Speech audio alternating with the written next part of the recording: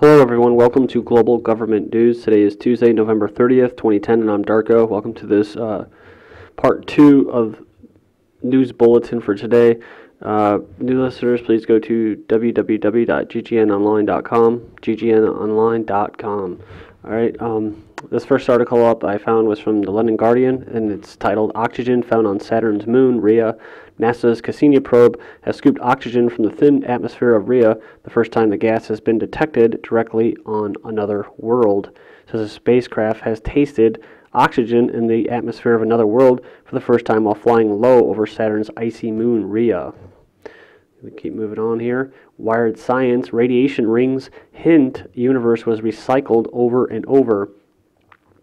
Says most cosmologists trace the birth of the universe to the Big Bang 13.7 billion years ago, but a new analysis of the relic radiation generated by the explosive event suggests the universe got its start eons earlier and has cycled through a myriad episodes of birth and death, with the Big Bang merely the most recent in the series of starting guns.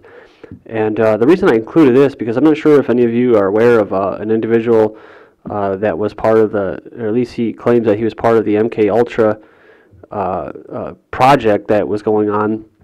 It was it's been pretty much declassified. I mean, it did exist, and there was many programs under that, including the Super Soldier program under Project Talent.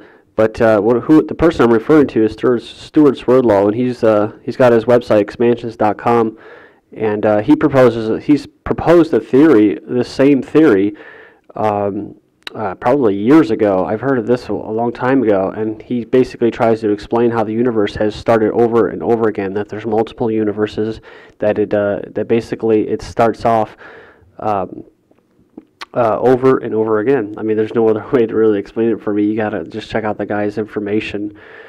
But he refers to it as God mind, and once God mind becomes aware of itself, it basically becomes basically nothing. I mean, it becomes rocks and plants, and it's not aware of itself anymore. It has no more consciousness, and we're constantly going through these cycles where we start over and over again.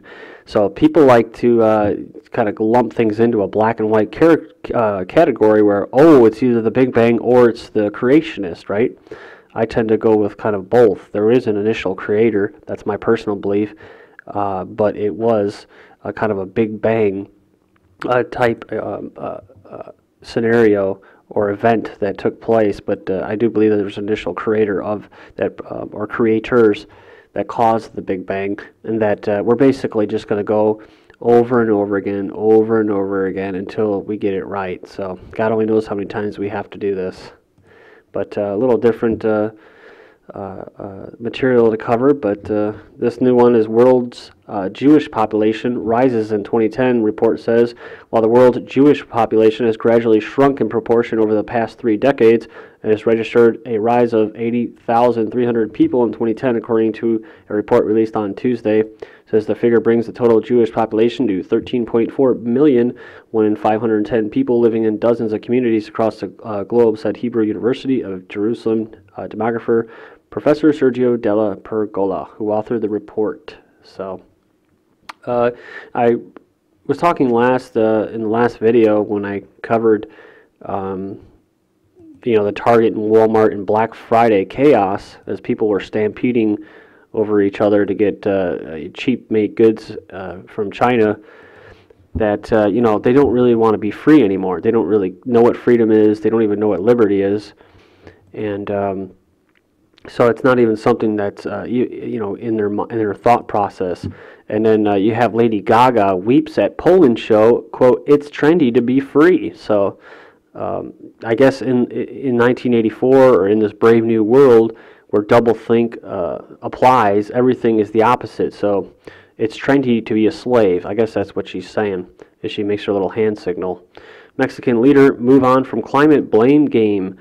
And, the Mexican President Felipe Calderon speaks during an interview with the AP in Cancun, Mexico. I just wanted to plug that in there.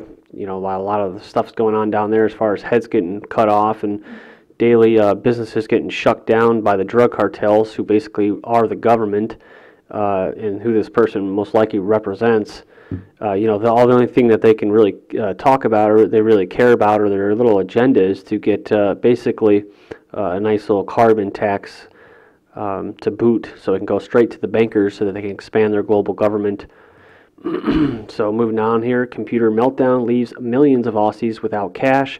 These are the little bugs that that usually happen, and for me, I don't think anything happens without a real reason. I think there are some things that are like grid may be overused and you'll have power go out.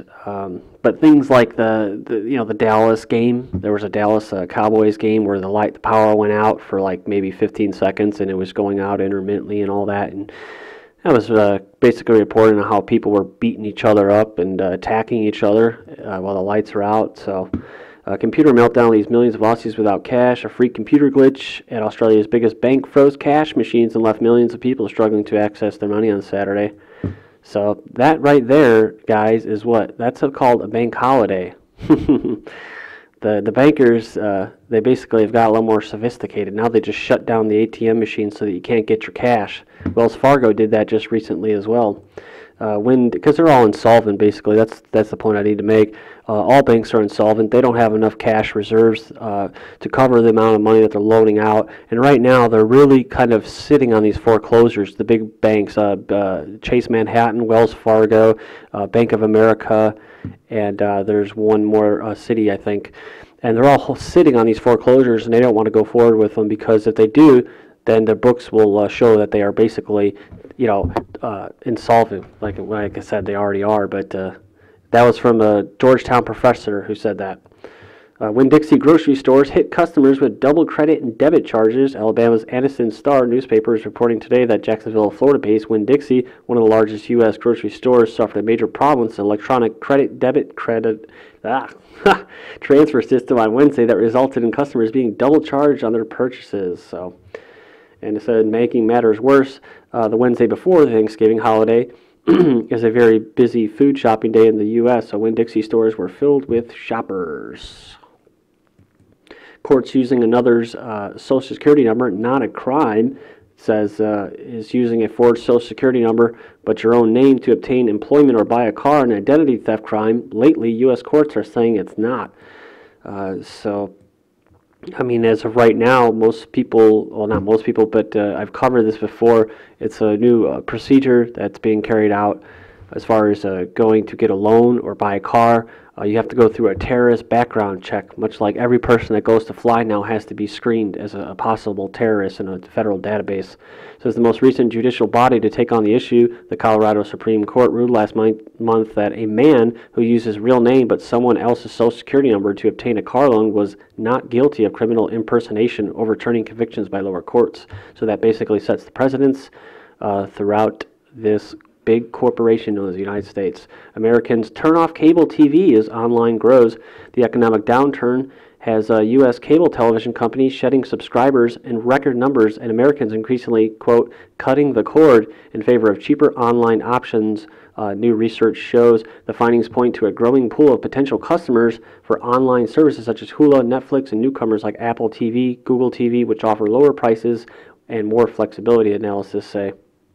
Moving on here to a Press TV article, Eating Disorders Rising in Children. A new study has revealed a steady increase in the number of children and teenagers diagnosed with eating disorders across the U.S. over the past few decades. It says the hospitalization rate for eating disorders has jumped by 119% from 99 to 06 among kids aged less than 12, according to the Agency for Healthcare Research and Quality. Says while the number of cases suffering from severe forms of anorexia and bulimia has dramatically increased, the study says that many teens present symptoms of partial syndrome of eating disorders. Antibacterial soaps may cause allergy. Chemicals, this is a pretty interesting article because now you see everybody, they basically wash their hands all the freaking time. Chemicals commonly found in antibacterial soaps may negatively affect the immune system, contributing to allergies in youngsters, a new study found. And look at this, it says triclosone, a chemical widely used in a variety of products, including antibacterial soaps, toothpaste, acne products, deodorant, shaving gel, pens, diaper bags, and natural cosmetics, belong to a class of toxins known as endocrine disrupting compounds. So a lot of stuff I just said right there, but basically it says the exposure to high levels to triclosan and, oh, look at our big buddy, bisphenol A, BPA, the synthetic form of estrogen found in many plastics, for example, as a protective lining in food cans, has a negative influence on immune systems in youngsters, the University of Michigan School of Public Health found. And it says that those found with this high level of triclosan serum levels are more likely to be diagnosed with allergies and hay fever. So on top of all the spraying that they're spraying on you, carrying, there's national laboratories under the Department of Energy and these universities who are spraying you on a daily basis globally. Not only is that going to be causing, at least have, I think, a factor in allergies, but you also have this now. So it says treat stomach viruses with probiotics. This is something that I've kind of taken on for another reason, for my heartburn, taking raw milk and flora. And it says here, the foundation of good health lives in digestive system where countless billions of beneficial microflora protect against harmful pathogens, assist in proper digestion, and generally guard the body against foreign invaders that cause disease. Said a new study released by the American Academy of Pediatrics points to probiotics as a viable and natural way to treat stomach viruses and diarrhea in children as well. We're going to finish up here. It says Chinese medicine herbs scientifically proven to help halt cancer. It says an 1,800-year-old Chinese herbal remedy for an upset stomach may boost the effectiveness of chemotherapy while reducing its side effects. This is according to a study conducted by researchers from Yale University and published in the journal Science what is this? It looks like transnational medicine, but translational medicine, I guess. And of course, this is the perfect opportunity to plug various alternatives to getting radiated by the military-industrial complex.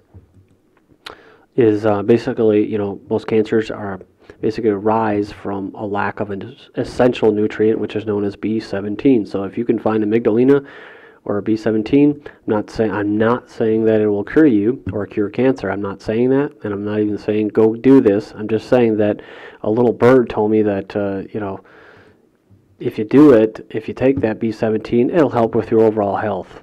So this next one up, corn-based ingredient could replace BPA in plastics. I know the EU or Europe, I think it was just Europe in general, along with Canada, recently in the past month or 2 months, have basically banned BPA in plastics. And it says here oil, of course the U.S. hasn't yet because they don't believe it's bad. Oil and grain conglomerate Arshel Daniels Midland has announced that the chemical isosorbide could function as a replacement for the embattled petroleum derivative bisphenol A. The company says it's the first to offer renewable corn-based isosorbide on such a large scale. Woman 87 beaten with her own cane in St. Mary's. This is in Australia. An elderly woman was beaten with her own walking stick when 2 men robbed her Sydney home during a cowardly late-night attack. Next one up. Smokers in a puff over talk of lighting up ban in all public spaces. Basically, they're going to ban smoking in most public spaces. I mentioned this in the previous video that the UK, via the London Telegraph or the Mail Online, they were basically talking about or proposing that smoking be banned in houses as well, those with children. So smokers will be banned from outdoor dining areas, taxi ranks, sports stadiums, and playgrounds, and a proposal being considered by, I think that's South Wales, but in Victorian government.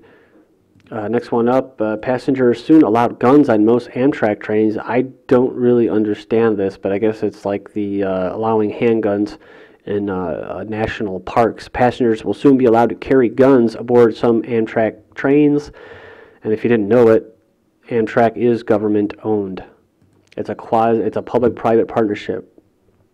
Education Secretary, Republicans to support bill giving legal status to illegals who go to college. And it says here, Education Secretary Arne Duncan joined a few Republican activists Monday to say he would press lawmakers to support the DREAM Act during the lame duck session of Congress. The bill would provide legal status to illegal aliens who fulfill certain requirements. So thank you for visiting Global Government News. I'm Darko. Take care.